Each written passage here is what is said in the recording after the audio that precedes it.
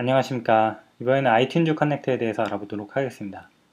아이튠즈 커넥트는 앱스토어와 매우 밀접하게 관련되어 있습니다.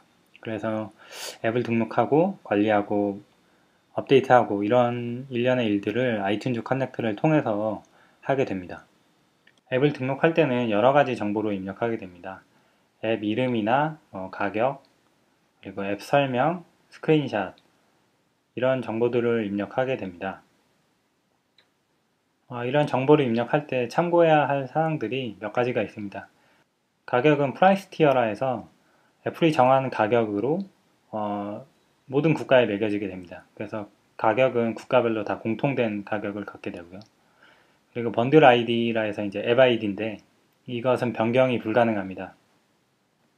앱 이름이나 가격, 앱 설명, 스크린샷, 그 외에 기타 다른 정보들은 업데이트를 하거나 심지어 리뷰 중에도 변경이 가능합니다.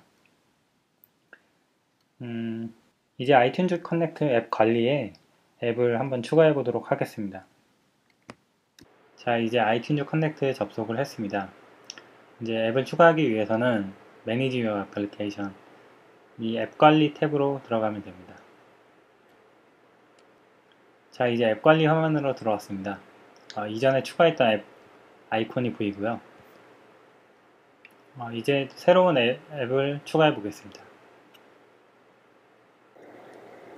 가장 먼저 앱 인포메이션 입력하는 화면이 나옵니다.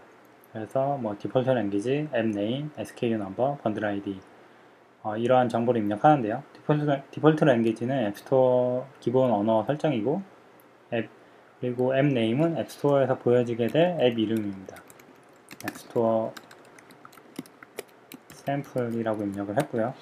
SKU 넘버는 이 아이튠즈 커넥트 내에 앱 식별자 같은데 아무 문자나 입력합니다. 번들 아이디는 앱 아이디를 입력하는 곳입니다. 프로비저닝 포탈에 등록되어 있는 앱 아이디가 리스트로 보여지는데요. 저는 샘플 앱 아이디를 선택을 합니다. 샘플 앱 아이디 프로비저닝 프로파일로 빌드한 번들만 이곳에 올릴 수 있고 그리고 이 아이디는 변경할 수 없습니다. 이제 스토어에서 리뷰가 30일에 끝난다면은 30일에 열리게 됩니다. 이제 가격을 선택을 하는데요. 티어를 선택하게 되면은 국가별 가격이 보여집니다. 무료로 하고요. 교육 할인 기능은 없애고요. 이제 앱스토어에서 앱이 판매되는 날짜를 정합니다. 만약에 25일로 했는데 리뷰가 30일에 끝난다. 그러면 30일에 열리게 됩니다. 반대로 30일로 판매 날짜를 정했는데 26일에 리뷰가 끝난다면은 30일에 열리게 됩니다. 그래서 이 판매 날짜는 언제든지 변경 가능합니다. 그리고 가격을 선택합니다. 애플이 정해놓은 가격 목록이 이렇게 보이고요. 선택을 하면은 국가별 가격이 보여지게 됩니다. 여기서는 프리로 선택하겠습니다. 그리고 이 교육 할인 기능은 미국 내에서도 좀 규모가 있는 교육기관만 해당되는 내용으로 알고 있기 때문에 해제를 합니다.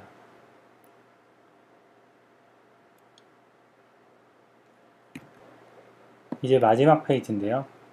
버전 정보나 레이팅, 메타데이터, 그리고 스크린샷 같은 정보를 넣고 세이브를 하게 되면은 이제 앱이 등록되게 됩니다. 위에서부터 입력해 보도록 하겠습니다. 이 버전 넘버는 퀘스천 마크를 누르면 나오는 툴팁에 있는 예제처럼 예제와 같은 형태로 입력을 하고요. 이 버전 정보와 번들 내에 패키지 내에 있는 버전 정보가 일치해야 됩니다. 그리고 카피라이트를 입력하고요. 카테고리를 선택합니다. 앱의 성향과 맞지 않는 카테고리를 선택하게 되면은 리젝 사유가 됩니다. 유의해야 되고요. 이제 리뷰 노트에 대해서 입력을 하는데요. 검수자가 이 앱을 검증하면서 알아야 할 내용에 대해서 입력을 합니다. 그 외에 필요한 내용을 넣을 수도 있는데요. 만약에 앱이 로그인을 해야 되는 앱이면은 테스트 아이디와 같은 정보가 필요하겠죠. 그래서 그와 같은 정보를 입력을 합니다. 앱 컨텐츠 수위에 적절한 레벨의 레이팅을 선택을 합니다.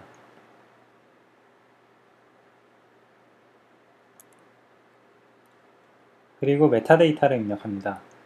디스크립션은 앱 소개를 하는 곳입니다. 언제든지 수정이 가능하고 수정을 하고 한 2-3시간 정도 후면은 앱스토어에 반영이 된다고 합니다.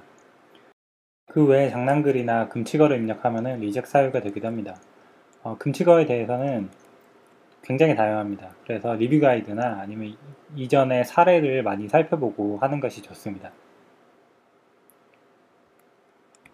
그리고 검색되어진 키워드를 입력을 합니다.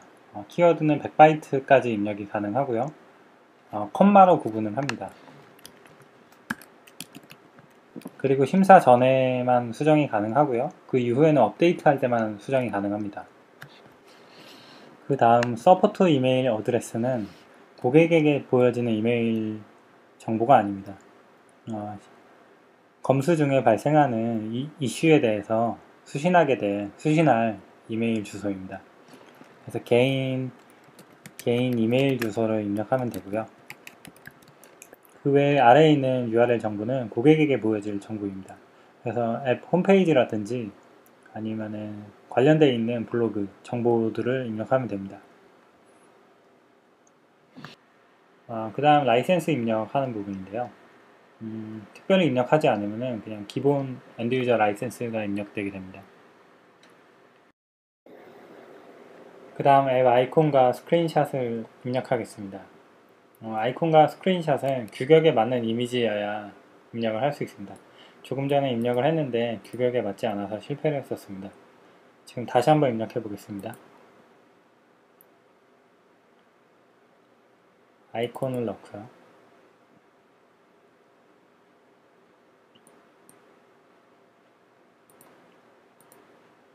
아이콘이 성공적으로 들어갔습니다.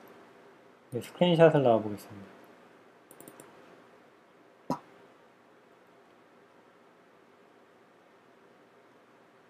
스크린샷이 지금 성공적으로 들어갔고요. 아마 이게 이제는 레티나 이미지 규격이 아니면은 이미지가 올라가지 않는 것 같습니다. 이제 세이브로 해보겠습니다. 자, 이제 앱 등록이 성공하였습니다. 지금 위에는 앱 이름이 보이고요. 앞서서 입력했던 정보들이 보여지게 됩니다. 현재 상태는 프리페어 포 업로드입니다. 바이너리를 이제 업로드를 해야 되고요. 애플리케이션 로더나 엑스코드 오거나이저 등을 통해서 업로드를 할 수 있습니다. 이와 같이 관리 앱 화면에 현재 추가한 앱이 보이는 것을 확인할 수 있습니다. 바이너리 업로드에 대해서는 다음 동영상에서 설명하도록 하겠습니다.